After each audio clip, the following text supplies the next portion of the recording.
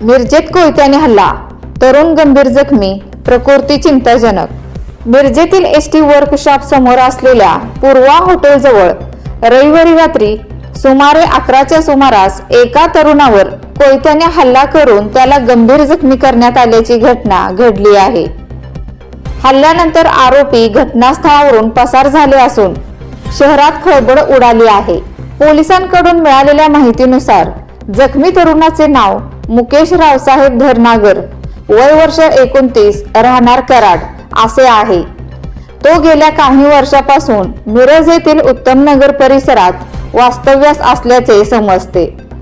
रविवारी रात्री 11च्या सुमारास अज्ञात 2 ते 3 तरुणांनी त्याच्यावर अचानक पाठीमागून हल्ला केला। हल्लेखोरांनी कोयत्याने कमरेच्या पाठीमागील बाजूस 2 गंभीर वार केल्याचे पोलिसांनी सांगितले। या हल्ल्यात मुकेश धरनागर गंभीर जखमी होऊन पूर्वा हॉटेल जवळील चेतना पेट्रोल पंपासमोर रक्ताच्या थोराळात कोसळला। घटनेची माहिती मिळताच गांधी चौकी व शहर पोलीस ठाण्याचे अधिकारी व कर्मचारी तात्काळ घटनास्थळी दाखल झाले।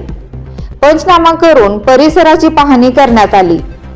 जखमी तरुणाला तातडीने उपचारासाठी मिरज सिव्हिल हॉस्पिटलमध्ये दाखल करण्यात आले असून त्याची प्रकृती चिंताजनक असल्याची माहिती रुग्णालय प्रशासनाने दिली आहे।